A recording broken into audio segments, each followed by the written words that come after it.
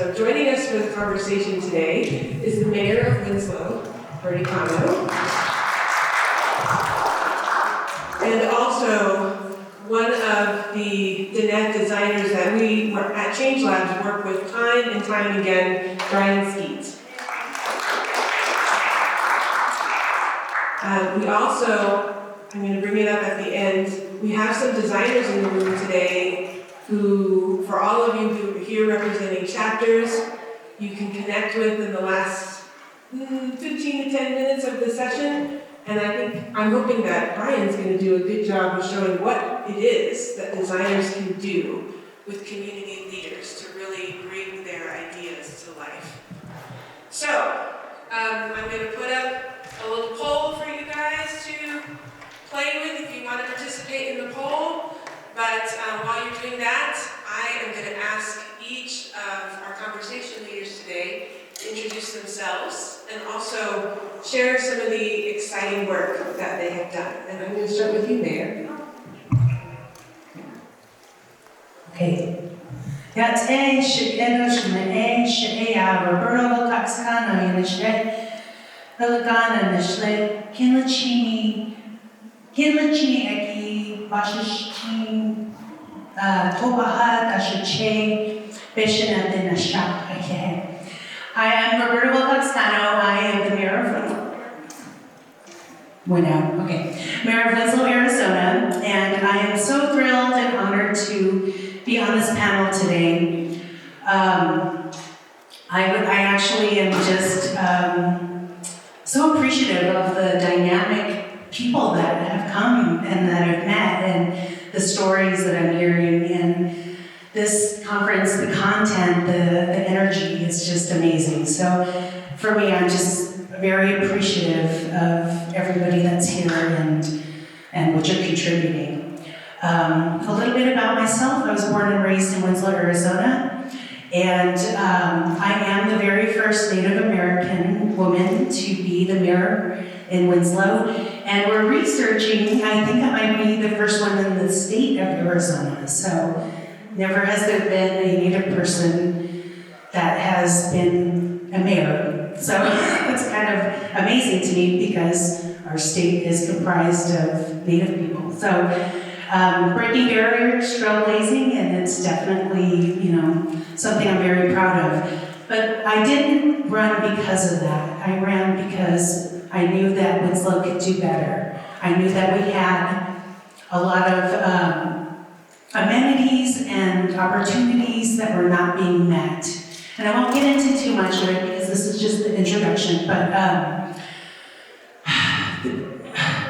the people that live in Winslow are amazing and they have a lot to offer. And that's where I knew we were failing, is that the former leaders were traditionally older white men that didn't really represent the majority of our community, which is Native, Hispanic, African American, and other. Really only about 25% of Winslow is Caucasian, yet the leaders have always been that demographic white men.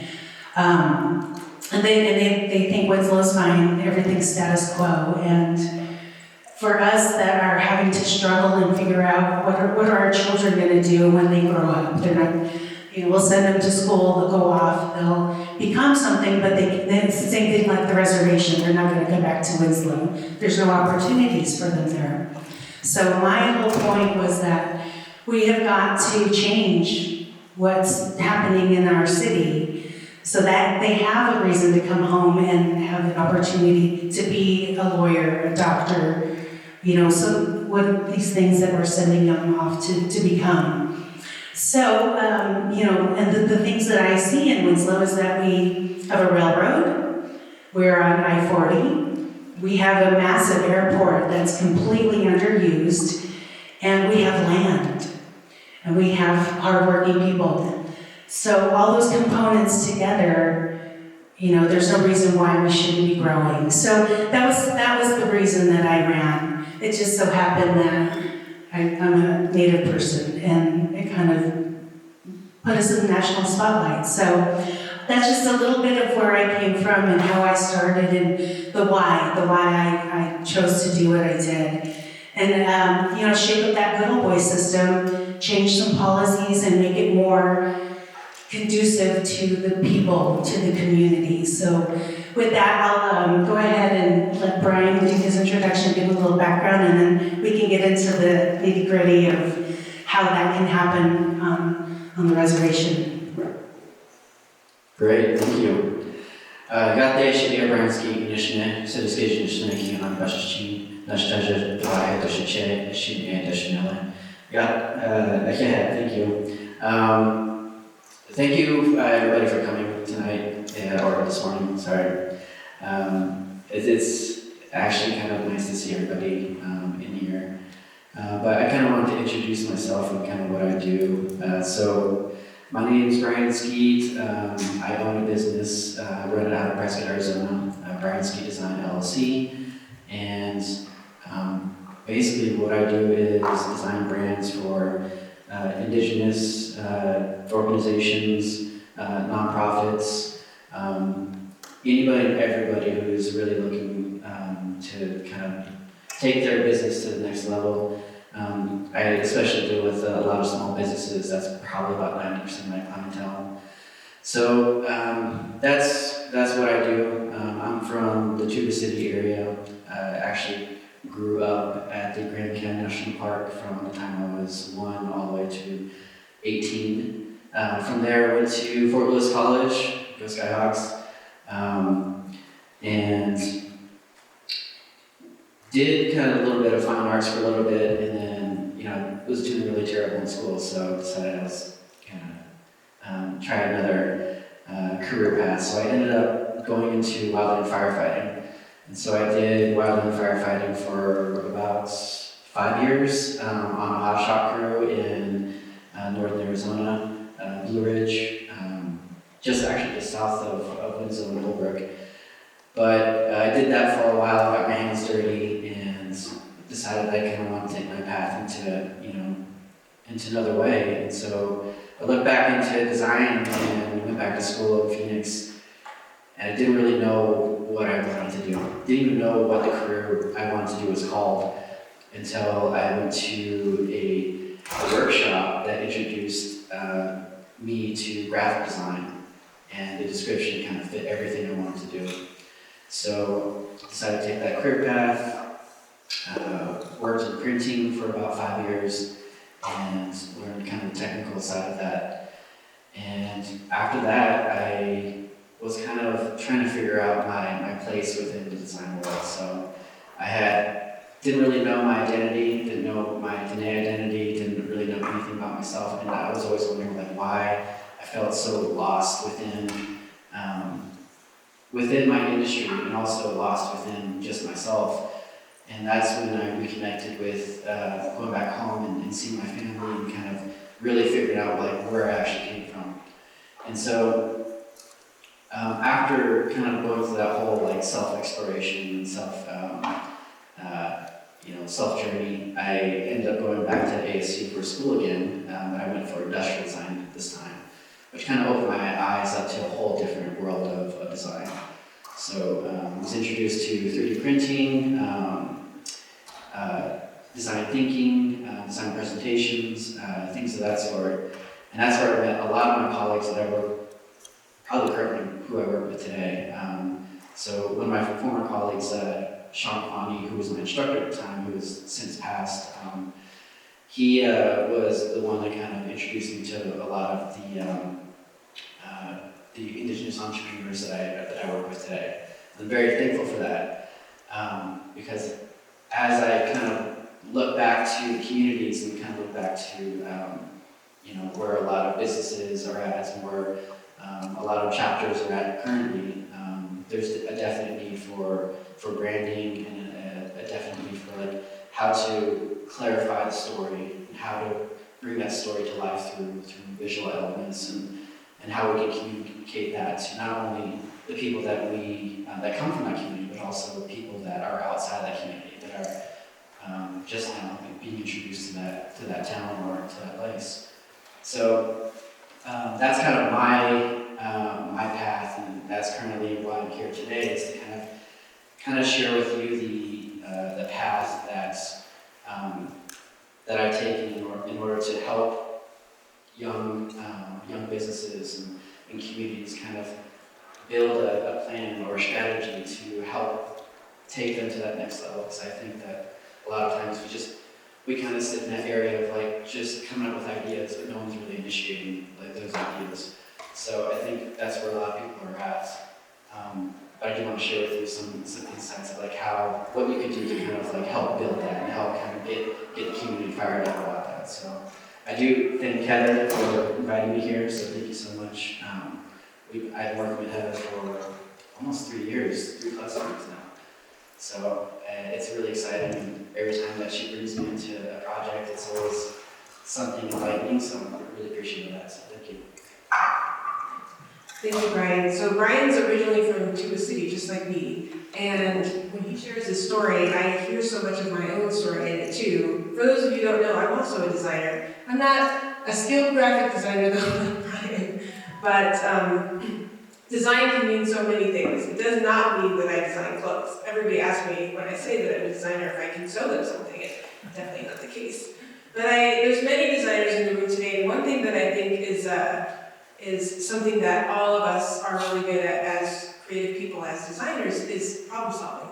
And just in hearing Brian talk about his work, it's usually not always about one thing. I feel like designers can fall into not fall into many holes, but fill many gaps within communities. So I kind of wanted to build on something you just said because, when I invited him here, I was specifically thinking about 2 case studies of work that I knew of that he does that I think could be relevant to chapters. But I'm also recognizing, you said that the majority of your clients are small business owners, and I think that's relevant for communities too, because we all have so many sole proprietors in our communities, people who are on the side of the road, or they're making burritos or fry bread at home, and none of them are visible, mostly because they're inside their home doing their work, or they're working outside in their truck. So I personally think that there's a lot that the creative community can do to help those businesses become more visible, help them get online,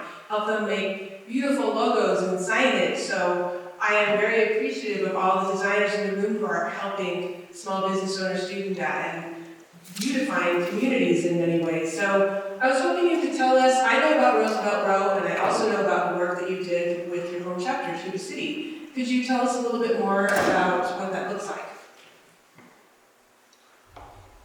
Sure. So let's start with Roosevelt Row. I know a lot of those, there's a lot that went into both those projects. The Roosevelt Row, I don't know, does anybody know what Roosevelt Row is? Raise your hands, okay.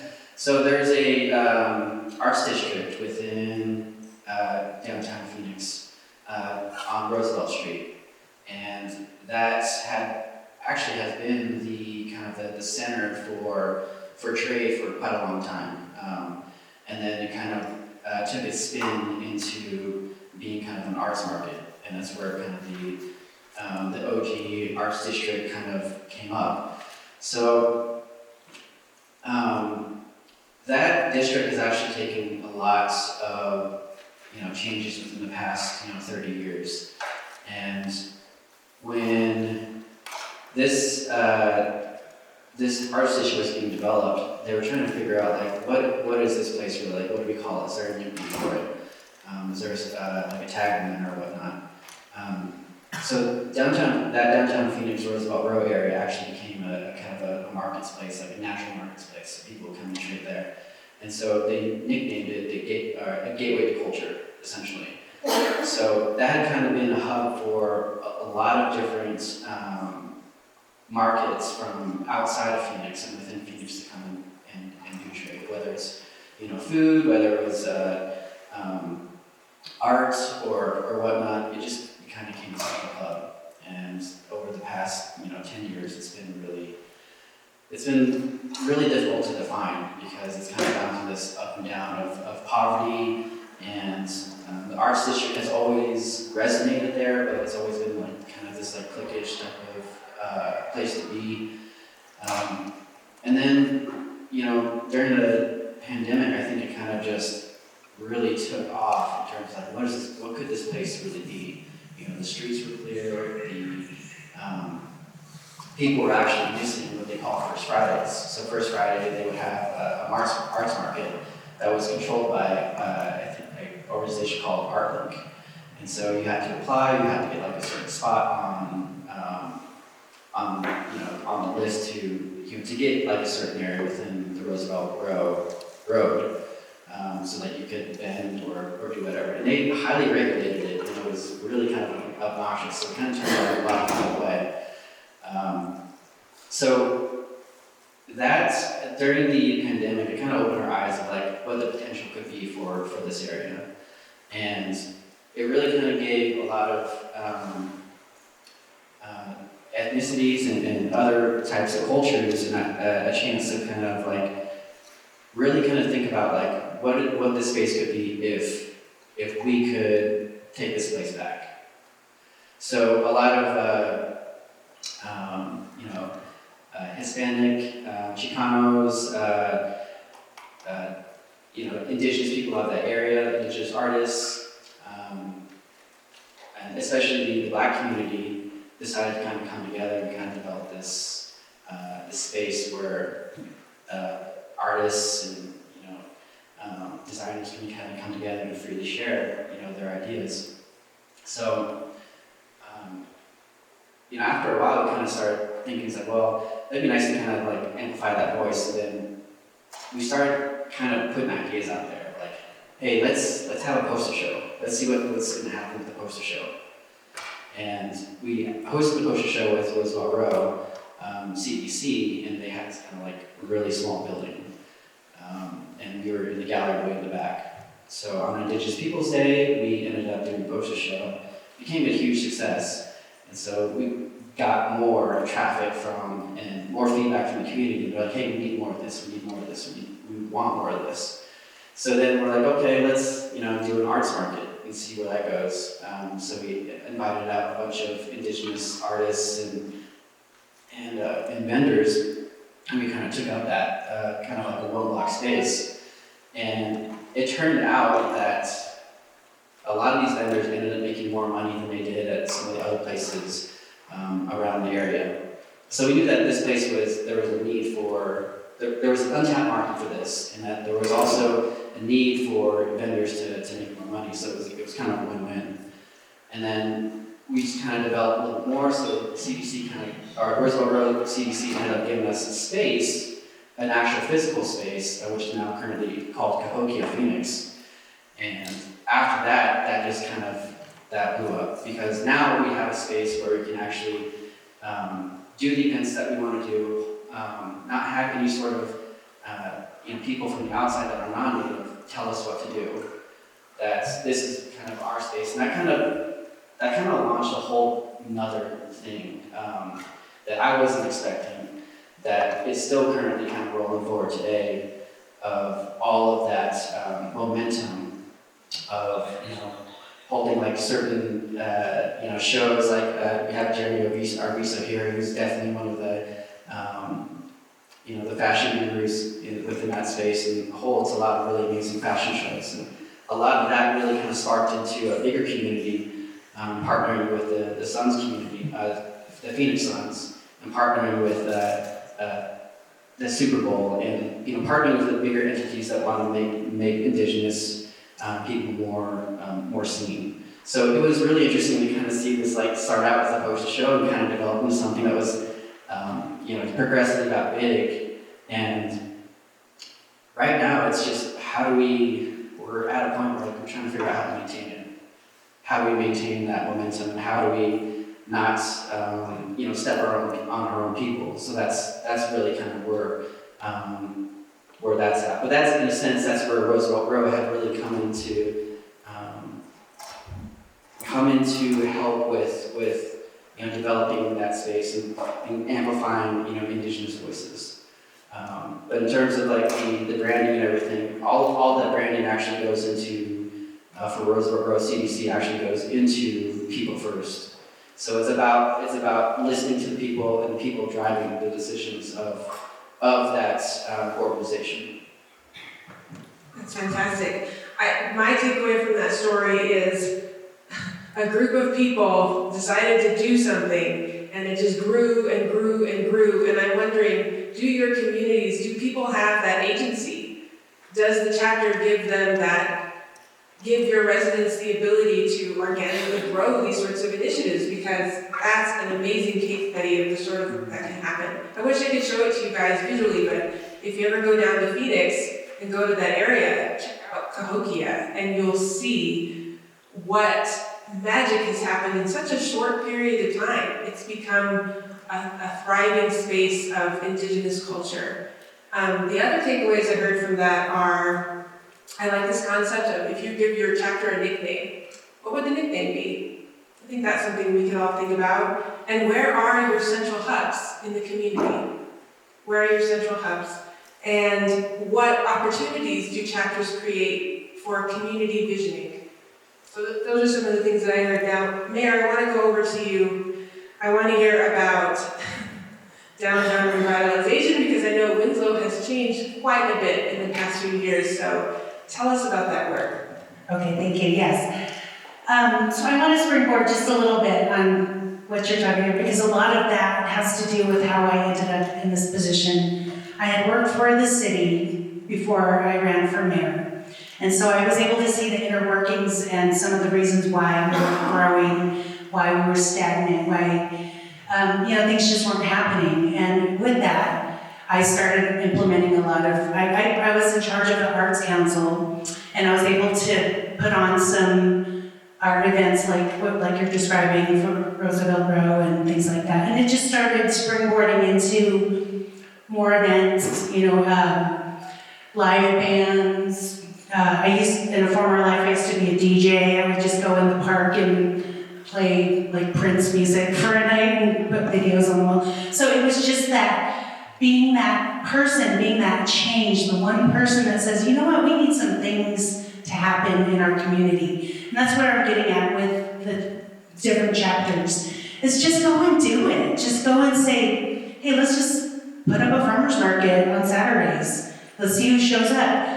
And I have all of that information on the tables for you. Winslow will promote you, because I'll tell you what, when we have our Chamber of Commerce, our visitor center, we have so many tourists coming in asking, where do you go on the Navajo Nation? What do you do? What's going on? And if we had that communication with the chapters and knowing what, if it's like Food Truck Friday, in Loop or something, let us know so we can say, hey, here's these flyers. You can attend this, you can attend that. And these tourists want an experience. If you can drive to Page from Flagstaff and see rows and rows of people selling jewelry, but if you showed them how to make jewelry or show them how to weave or something, people want that experience. That's just something to think about as far as your chapters.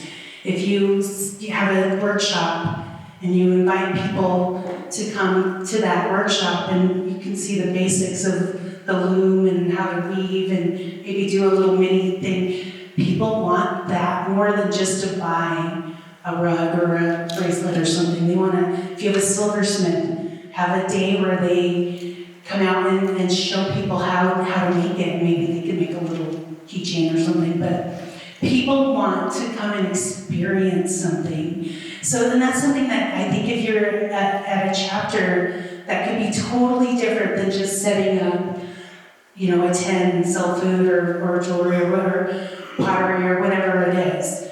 It's really, again, people want to see how did you make that? Where did it come from? And you can do a story. And that's where a lot of the change can come, where people want to be attracted to come and visit different areas of the res, So, we get that all the time. We have our famous corner, standing on the corner in Winslow, Arizona. We had almost 1 million people stop on that corner, even through COVID. And they are looking for an experience. So I, as Mayor of Portertown, Mayor would love to say, oh, go to Tisto or to Kings Canyon or to wherever, because they have all these things happening. And that's where we can connect. And that was the one thing that I knew coming into this position that was different from anybody else former, is that we could make that, bridge that gap between the city and the rest communities, because we need each other, just point blank, So if I can do anything from my end to help promote what's going on out there, then I'm more than happy. So I have cards and everything on the table if you want to take that, please connect. But so back to downtown. The revitalization of downtown has kind of been in the works for 30 plus years. When I-40 came through, closed down Route 66, it kind of killed our community. I think Brian described it earlier, it kind of just felt dead in Winslow. You drive through and there's boarded up windows and storefronts, there's just not a lot of activity or anything happening. Just a real kind of somber feel to the people in the town. And I can remember when I was a kid that my parents would go dancing every weekend. There was bands playing, there was so much activity. And then when I-40 kind of came through and ended it, the people of my parents' generation says, what can we do to change it? That's where they decided, oh, hey, there's a song that has Winslow, Arizona in it. They decided to make this corner, and it worked. So if you can find that thing in your community that is special, that is unique, that is like an attraction to bring people, use it. And find your nickname and find the reason that people are going to want to visit. Our tagline right now is why not Winslow? Why not? Why not come and open a business? Why not come and spend the week there with Winslow? And this is one thing I'm working on right now. It's the hub in the middle of 4 directions of adventure. You go north, you can go to the Navajo Nation. South, you can go to Payson Pine Top. East, west, the Petrified Forest, Grand Canyon. You can stay in Winslow for a week and do 4 directions of adventure. And that's kind of a play on on our community too, on the Native community. But it's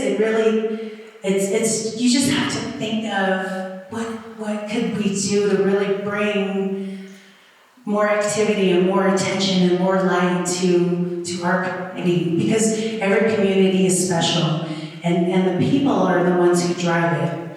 So some of the things I was also thinking about from yesterday's talks is, how do you change attitudes? How do you change that feeling of your community being not as vibrant or somber, it's kind of lost hope.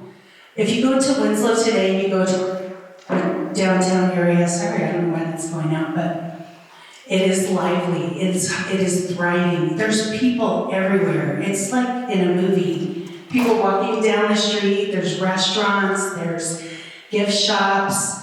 It's like a heartbeat again. Winslow's revitalizing, and it's because of just the change in the openness to accepting new businesses, accepting new ideas.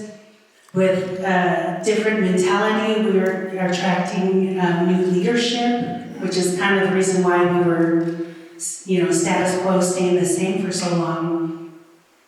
And it really, when you come through town now and you stop and you kind of feel what's going on, you can feel the energy. You can feel that the apathy from the past is gone. People are excited. We have had so many things happen, like within this past 3 years, it's just been game-changing. We actually were featured on national TV, and it's, if anybody watches the Home and Garden television show, HGTV, we were actually chosen as one of 6 cities to be featured in this show called Hometown Kickstart. If you watch that show Hometown, or I think Hometown, that Aaron and Aaron and I can't remember the other name. Anyways, they did a spin-off show and they go into a community and fix a business, a home, and then a communal space. So Winslow was actually chosen out of thousands and thousands of cities that applied, and we are on national TV. So we're the second episode, if you want to go back and look for it. It's called Twins Win Winslow. So yeah, we have national attention on our community. We got recently awarded a new Diamondbacks baseball field. They came and paid for the whole thing. And yeah, I mean, and it's just, it's not necessarily because of me, it's just the change in our mindsets. It's the change in how we do business. Anymore, it's my thought process when I'm looking to try to accomplish something. It's not if this happens, it's when. When this happens, this will be better, this thing will come to fruition or whatever. I say when it happens, and I say yes to everything. Can I come and build a sake plant in Winslow? Yes. It's always going to be yes. And that's how you really have to go back and look at your chapters as what can we do that's a yes, and what can we do when this works. And some of the things we've done haven't been successful, but we're trying everything. And that's the difference with, oh man, should we even make this a possibility? Well, let's try it. Let's see. Let's find out. So that's a big part of our revitalization downtown, is just saying yes to new ideas and our arts community. We have a plaza that we have a stage. So there's several events. We have a blues festival every year, and we want vendors. We have the art festival that's coming up. We do local bands every Friday and Saturday night in the summer. The one thing that's new that just started within the last 3 years is the Standing Horse Drum Group has been performing in our Roots Plaza downtown, and they started a powwow. So it's actually in its 3rd year, and it's growing. So 4th of July weekend, they come and we host this massive powwow. That's one of the things I remember as a kid. We used to happen all the time in Winslow, and then it just kind of died. So yeah, we definitely are just that city that's open to everything. And I really want to, again, extend the invitation to come and see what's happening, come and be a part of some of our events and things, and let's figure out how we can help each other, because I would be absolutely willing to come out and see what you're doing as well, and see how we can help. We're in it together. So yeah, I kind of got off topic a little bit, but that's really how you make it go. So thank you. I like that. Change in our mindset. How do we say yes? Trying everything. That sounds amazing, but I want to ground it in some realities too, because I'm sure some of you resonate that, but there's also this reality of capacity, right? These things cost money. I'm sure there's people that need to be involved to get these sorts of initiatives done. So a question for both of you is, in your experience, how did you guys decide to go about financial investment that's needed? And were those funds available, or is that all stuff that you had to seek out? And what are the key partners or capacity that's needed to get to what you all have created? And whoever wants to go first. So honestly,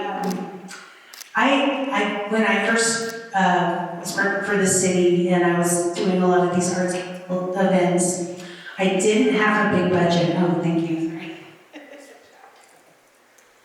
I really didn't have a budget at all, and a lot of it was just community buy-in. So it really wasn't about funding. We would, you know people who have locations, and that's what I would do. I would go to like the Elks Lodge or something and say, hey, I'll DJ for you if you let us use your hall, or something like that. It was a lot of like bartering in the beginning when I didn't have money. I didn't have really much of anything to go off of, and people and the community bought into it because they were benefiting from the events and the things that were happening. They enjoyed the fact that we had a movie in the park, or we had a band come out and play, or Indian market on a Saturday. And so it really didn't cost a whole lot. It just maybe, and I didn't ever charge people to come in the event, or we just wanted the energy of people showing up. Let's get together, We just came through this terrible pandemic, and that's kind of where let's get back together. Let's bring the community back. Let's come and just make a thing happen. So and now that we are have a little more traction, I do have money, obviously, to be able to like hire economic development directors and get like a nice fancy cards made for things like this. But in the beginning, it was very grassroots and just a lot of, I guess, being a good salesman. Let's do this. Having the excitement to, come on, let's try it. Let's go see that beer in Winslow. She'll bring some people out. Just connect. Let's network. Let's figure it out. Because again, we have to take care of each other. So Yeah, thank you for that. One thing that we kind of were trying to reassess is kind of the type of economy that we want to generate for the space. So within Cahokia, within Roosevelt Road, in that area, we wanted to kind of really understand what did the community value, and usually they would go back to, of course, I want to make money from my business. That's great. I think that's kind of the go-to thing for everybody. It's like, we want to make money off of this. But what we've kind of done is we kind of reevaluated what the community was actually asking for. So we kind of sat everybody down in a room and said, what makes the space, what keeps you coming into the space? And a lot of them were very keen to the idea of it feels like home. It feels like home away from home. And to be able to be myself without getting judged, without having to, in other words, code switch, or to have to, not be my native self, but put on my mask in order to, be within the space. I can just genuinely be me. And we kind of reevaluated what the space actually valued. And we put it on the wall. It's like, here are the things that you all said that you wanted, And one was community, and the other was to be able to generate new ideas, to be able to build on top of ideas that have been kind of overlooked. And that really kind of led us to the definition of social entrepreneurship, which is, how do we evaluate a certain kind of value? So what we now value is our time, and also the space that we have. That is something that almost supersedes, just making a profit. So I think when we looked at that space, it really kind of helped us evaluate, where should we put our efforts? And then what do we value? What should our leaders value within that space? So the leaders would value your time. And that was the number one commodity. And also the effort that you put into it. And they would reward you and hey, now you can use the space for whatever you want. You gave us your time, you gave us your effort, and we're going to allow you to have a certain space for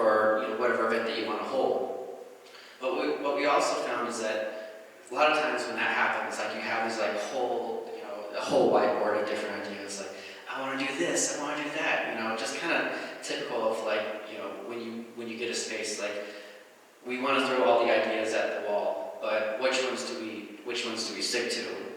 So then we started evaluating the ideas through proposals. So we wanted those who came up with those ideas to have an initiative, to develop a plan to kind of like how would they foresee their idea being shaped out. And I kind of like put them in the seats like, never really thought about that. It's like, you know, these ideas are great, but now I have to think about like how I have to carry them through, so they have to go through this whole thought process.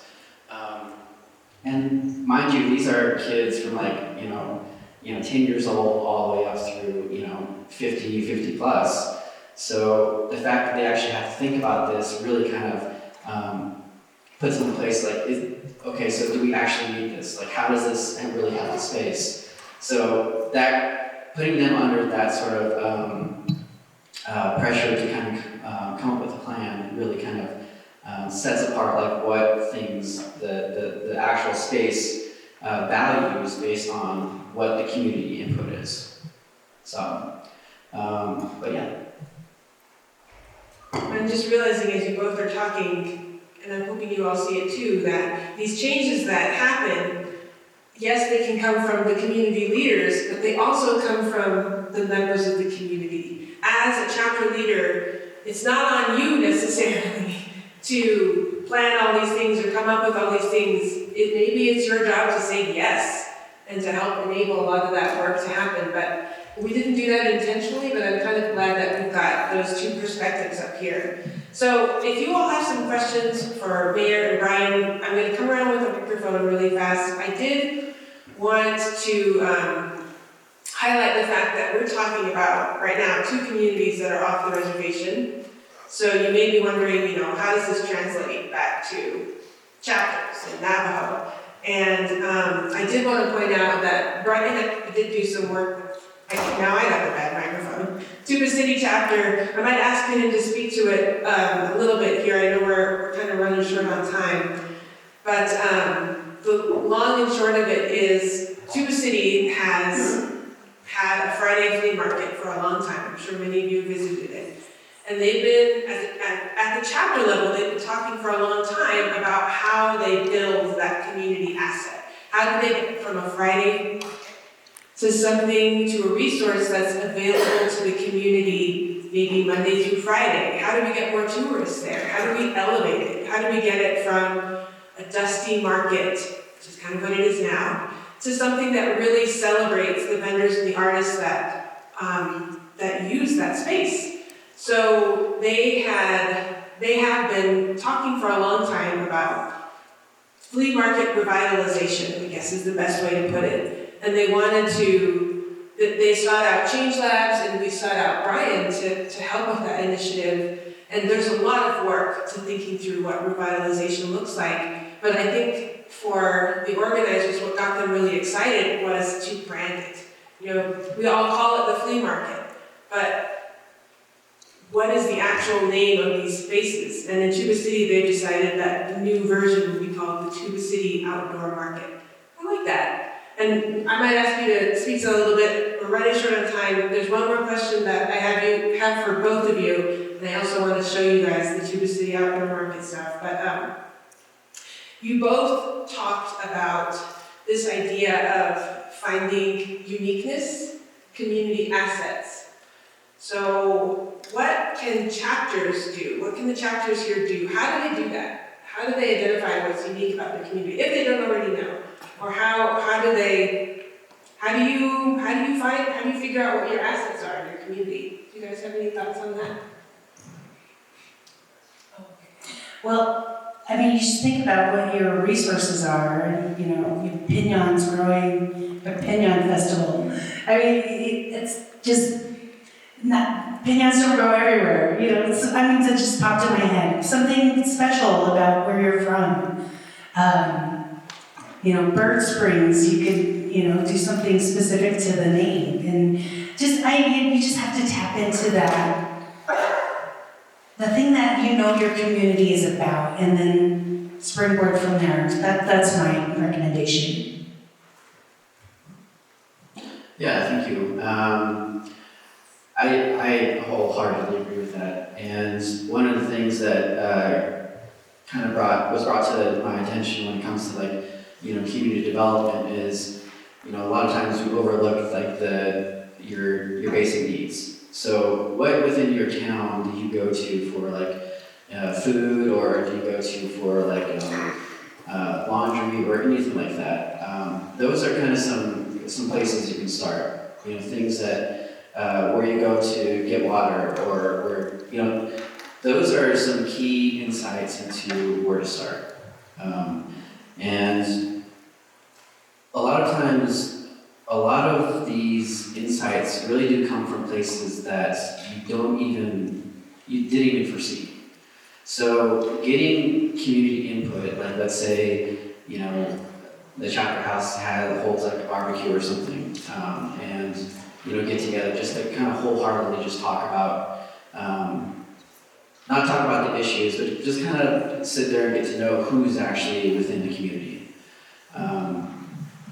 And then you'll kind of start to hear, and when you oversee these conversations, that there are things that you never even thought of, things that people have a different perspective on in terms of that community or that town. And I think that not everything has to be acted upon, but I think everything should be heard.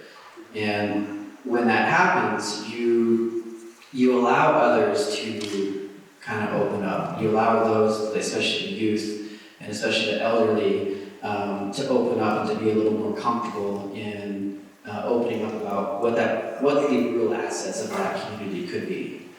So I think being able to just sit down and really just kind of listen and carry on the conversation without having any sort of preconceived notions, and come with an open mind, I think is a really great place to start, and what your actual assets are for that place. Brainstorming. Yes. Bring your community in, your young people, they'll tell you what they want. People will tell you what they want, and that's where you start. Great segue into, so this session here is the first of a 3-part series on chapter economics, and the third session today is going to be about that, community engagement, and how do you get the young people there? How do you get elders there? I just passed out a worksheet to sort of back up what these guys have been saying. You're not required to fill it out, don't worry. I know some of you might be scared, don't worry. It's just for you to take home. I love to hand out tools to help people get from just thought to action. Does anybody have any questions for our panelists? Is there anything that you all want to discuss today while we have their brains here? All right.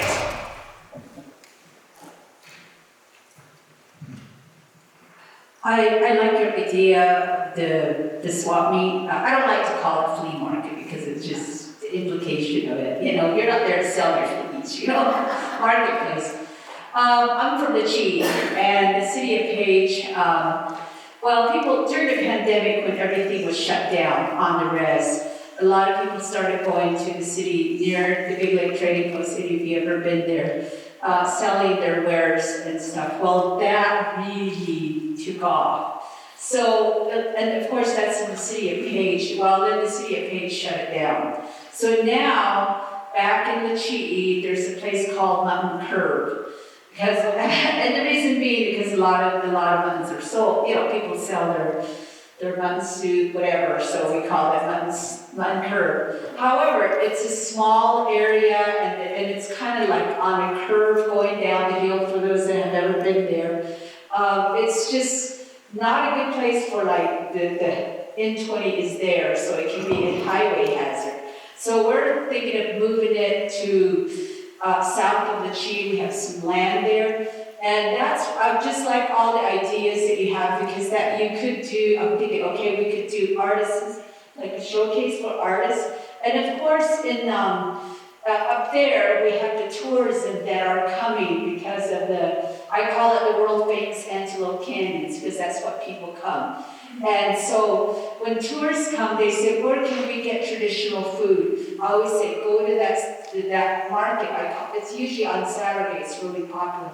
So I'm just trying to think of ideas. And changing labs, we may ask you for some sort of funding for us to help us, to get that started.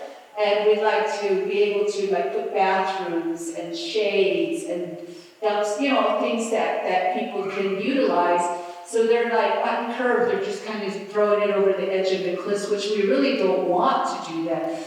And so that's kind of what I'm thinking of. So Change Lab will be talking to. By the way, I'm sorry, my name is Joanne Yazi Piochi. Tsinajuni Shonki Ani Bashishi, Big Tony Dashichedo, Nakai Nedashin, chapter president, Shenle Hichi Ade Waseta. So I just wanted, I really like some of your ideas and sharing it. And I have my planning and zoning president here too. So I'm really excited that we'd like to start working on some, because we get the people that come to us, but we need to somehow build up our community to bring some economics. And it's not only just for us, but for the people that come there to sell their wares.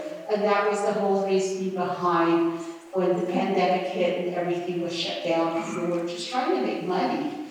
And so I just wanted to say that. And we get a lot of tourists that come to us that go to Standing on the Corner of Winslow, Arizona. Do you have that festival? Because I'm a big time Eagles fan, and I like to go there one day and stand on that corner and take a picture or something.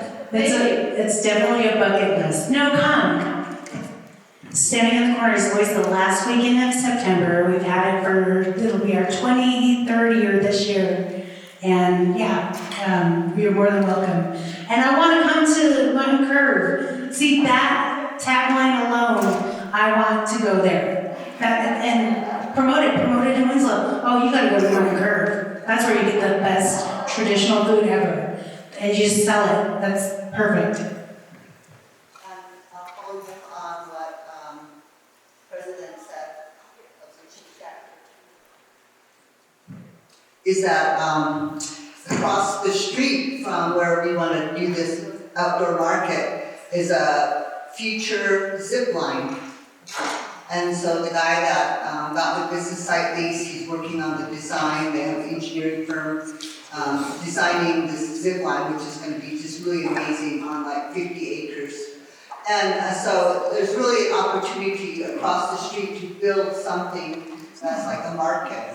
And so we are going to see if maybe we can do your case study to how chapters can develop a market, an outdoor market, and showcase it and brand it, and then showcase it. So we want to be your case study, okay?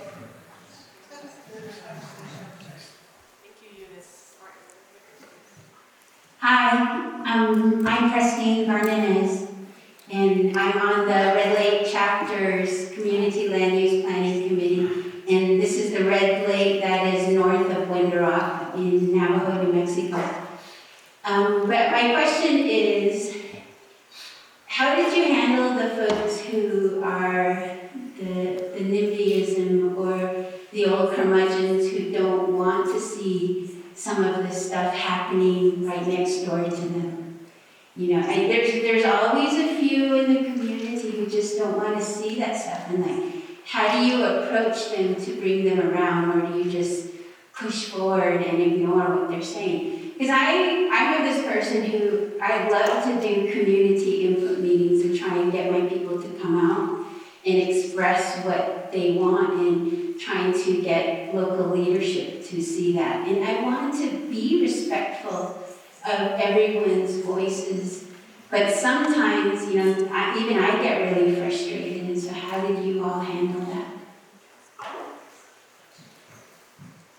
That's a really great question.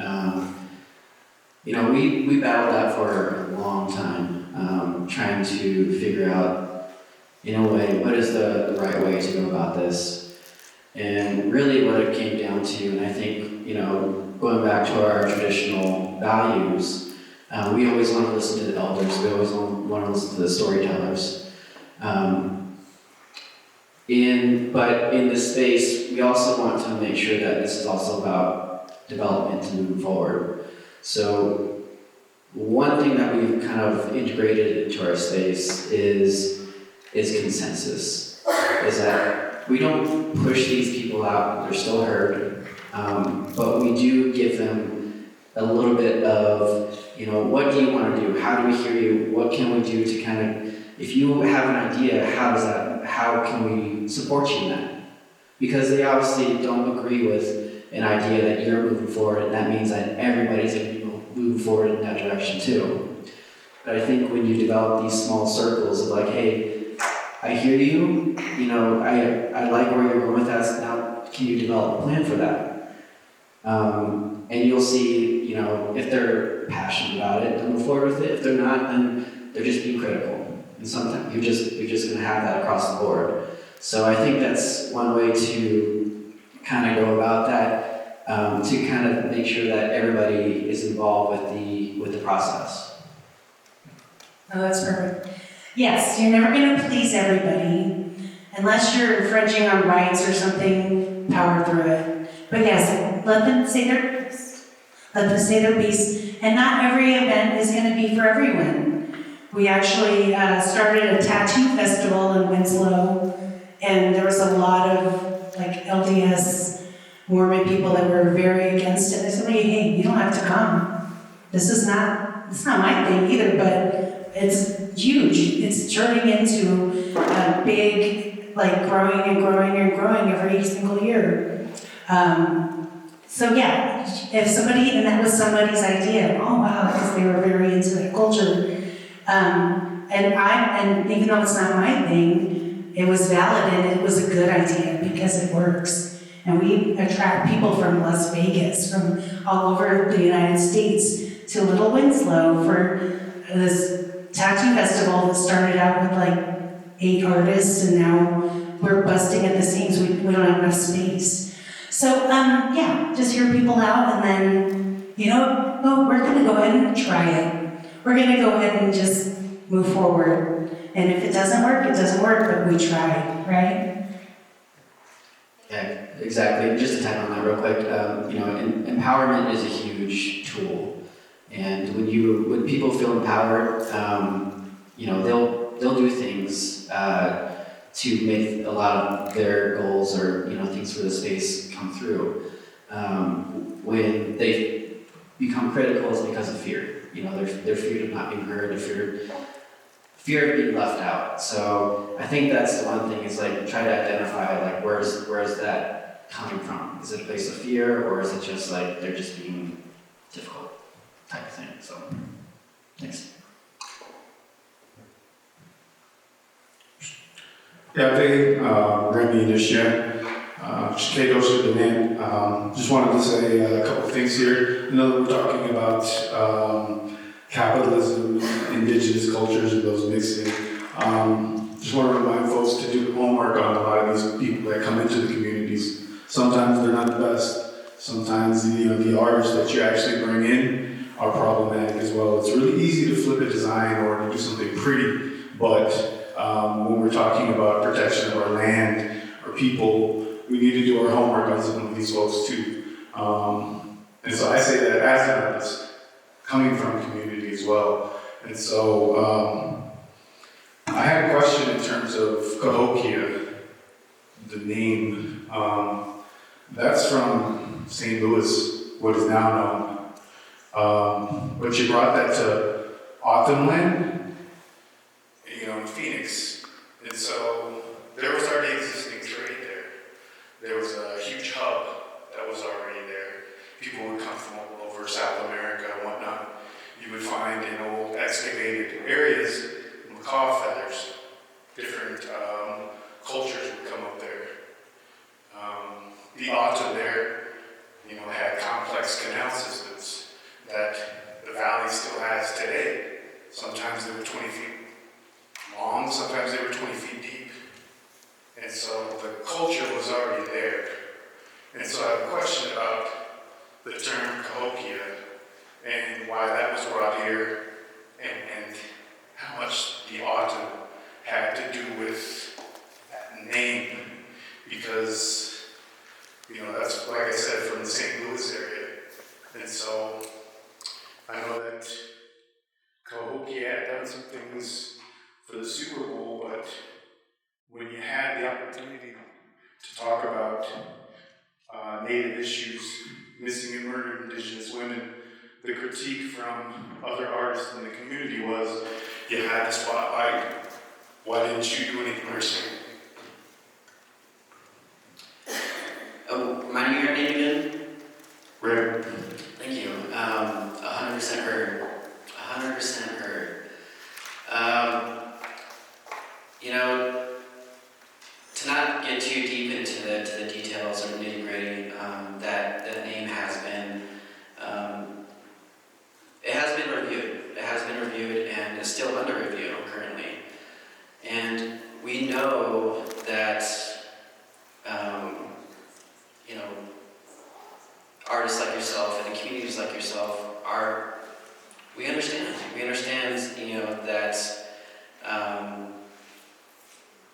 that sometimes, especially how fast this place grew, that it is important to do the homework of what's in the name, right? So, I'm happy that you're critical about that space and about the name, and we do need more individuals like yourself. We need the issues from the reservation amplified. Absolutely, 100%. So what you're saying with Octum and the original natives of the land, they're in the space all the time, and they're more importantly decision makers as well. So again, the name is really not the important part here. What we're trying to do here is amplify the voice. It's not to say that we're not thinking about reviewing it, but also at the same time, we also want you to understand that a lot of indigenous people of that land are being heard. So I want you to, if that's something you're concerned about, we can address this after this conference here, but I 100% hear you. Thank you. All right, one more question?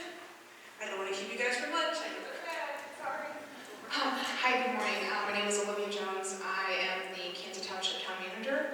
I graduated from Winslow High School. Go Bulldogs! Go Bulldogs! Originally, I'm from Bird Springs, but très csinálom, but I it's like, how does someone from Bird Springs get all the way out to Kansas? Actually, my dad's from the Denver area, so I have family out there. But I graduated from Winslow High School. I left. I got commissioned from the U.S. Naval Academy, came back. So I did 13 years in the military as a commissioned officer, so it's been wonderful coming back and giving back to the community. But one thing that I've run into is, how do you change, you're talking about the apathy, how do you change that in the community? What methods and strategies do you use to try to really, liven up the community, get them more engaged and excited about something new? Because what I've noticed is it's a lot of, we've done that already, it didn't work, so-and-so's going to say this about it, so it's not going to work. But I'm just like, this is my 109th day on board. So it's been rather quite a roller coaster. But it's been interesting to see how just the dynamic works between the chapter house, the township, and the local community. But it's been great being back though. So, again, it's kind of like you just have to power through. You have to be that person that's going to be, oh my gosh, this is going to be the best event ever. And even if it's not well attended, that was a success. It started, it happened, it ended, 5 people showed up. That's a success. Anytime anybody you can get community involved and buy into and engaged to try something and make it better for your, for your community, it's a success. And then it's contagious. Because Winslow really literally was dead. My friend over here, Randy, knows this. He tried to come back and open a gallery. He's a brilliant, talented artist. We just weren't ready. Randy, come back. We're ready now. We're ready now. you just don't quit. You just keep going. That's all it's gonna grow. It's gonna be contagious in a good way. So.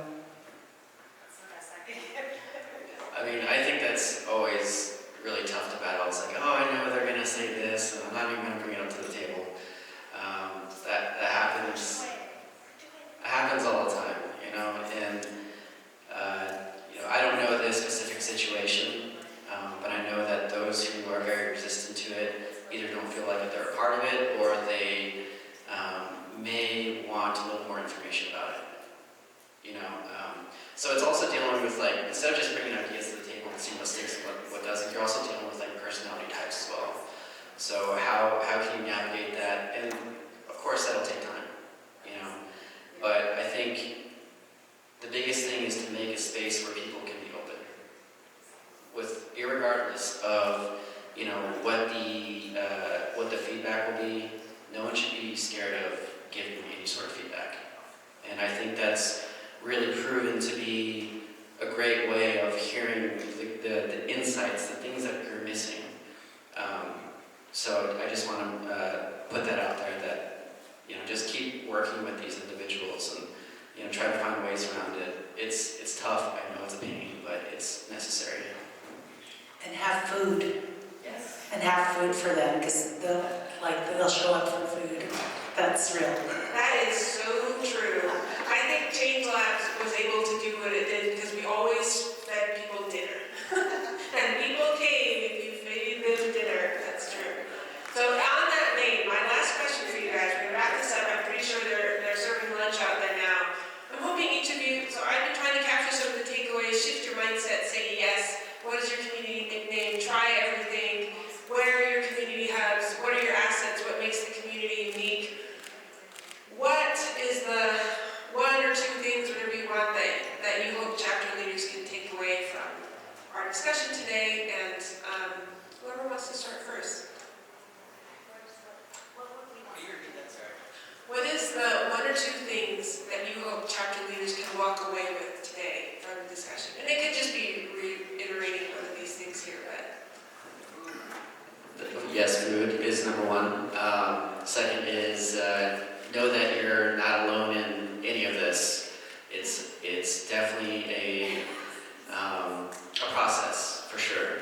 So, and also know that, you know, like the mayor and Heather, we're always here to kind of, you know, help you out, whatever issues that you have, in terms of like how to, like for instance, you know, how to get more involvement from your community. You know, that's important, is to reach out. You don't have to do this alone anymore. Like, you have people that are within certain areas that are willing to share their knowledge. So just know that you're not alone in having to do all this. If you are, please let us know, and, you know, maybe one of us can, you know, direct you to some resources that might help you out. So, but I hope that you walk away kind of feeling a little bit uplifted and empowered, and that, you know, I know sometimes being in a group of not coming to consensus over time and time again can be really difficult and daunting, and you just don't want to show up anymore. So just know that, you know, you're not alone in dealing with this, and if you need a refresher, or if you just need to get rejuvenated, talk to either one of us. So we're here for you. Thanks. Absolutely. So yeah, I think that's also just kind of springboarding off what you're saying too, is don't be afraid to ask other communities to assist. Join forces.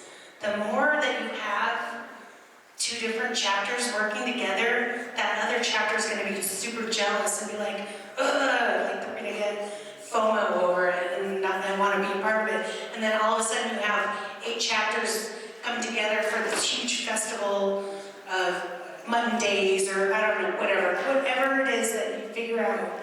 But you be the change is my takeaway. You be that person that you want other people to be like, and people will follow you. And that's rude. That's true. I was never supposed to be the mayor of Winslow. I am not a politician. I didn't graduate from college. I worked at the state prison for 17 years. I just knew we could do better, and I had the passion. do that. Be passionate about your community. That's what I would suggest to every one of you. That is a fantastic closing word. I'm sure Brian and Bear will hang out a little bit if they